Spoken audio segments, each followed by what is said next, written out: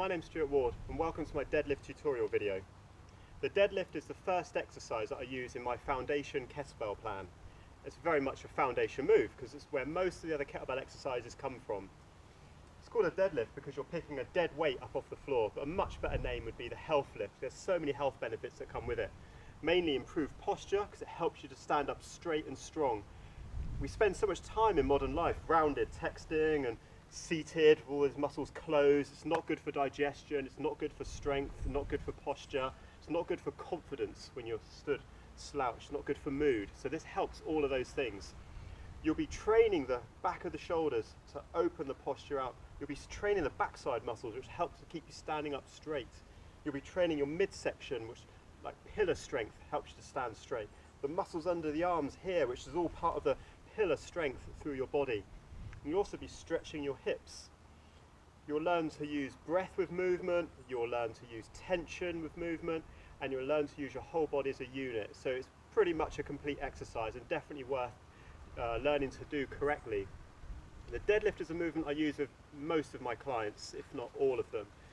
Right up to a chap who's 94 years old is deadlifting, and with some practice he deadlifts well and would agree it's very much a health lift. So hopefully in this video I can show you how to do it to the best of your ability. The first thing when it comes to deadlifting is you want to get the hip hinge right, because the deadlift is a hip hinge movement pattern. So the hip hinge, which is literally what it says, you're going to hinge at your hips. Take the outsides of your hands and just place them in the crease of your hips so you can feel the crease.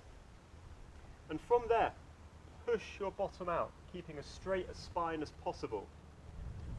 When you push your bottom out, your back's nice and straight. You know you've got it right because you'll feel a slight bite on the back of the legs, like the hamstring muscles are slightly stretched. And that's what you're really looking for.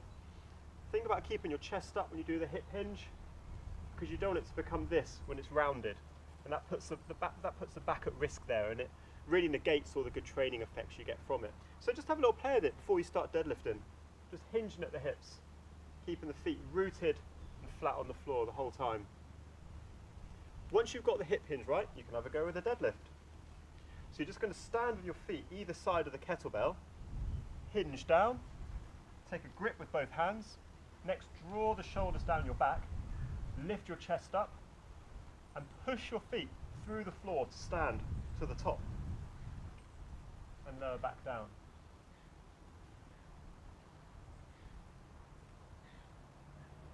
The next thing with a deadlift is you want to think about using tension, and tension is going to help you to use more of your strength, but it also protects your body, making it more robust. So we get the whole body tense when we're doing the deadlift. So when you hinge down, take a strong, firm grip with the kettlebell, grip the floor of your feet, draw the shoulders down your back, squeeze your backside muscle, push the feet through the floor, and brace your abs like you're expecting a punch in the stomach. And you're going to keep that tension through the whole movement as you hinge down and push the feet through the floor. Keep gripping the kettlebell tight. And that helps to make sure you're working and using your body as a unit. A good example is if you were to lean backwards, very easy to do that, you go into your lower back.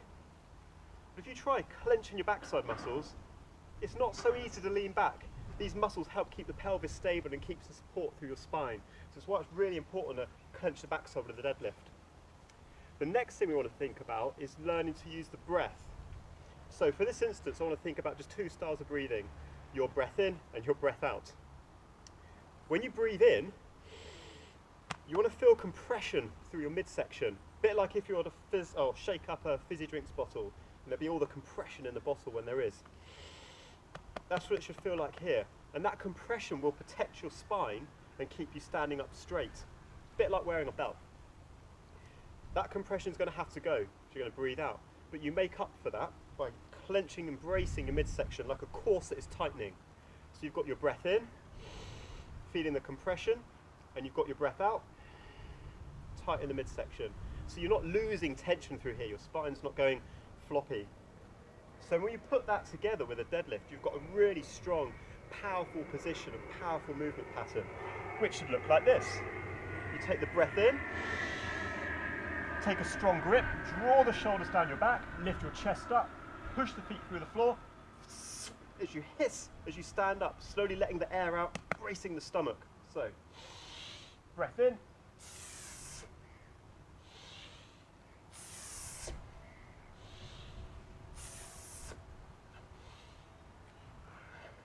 Okay, and that's the deadlift. Practice it, get good at it, take your time. Deadlift can take years to master, but within a few weeks you should be able to learn to deadlift safely with good control and good movement habits. Message any questions you have at the bottom of the page and I'll try and get back to you with them. Thanks very much.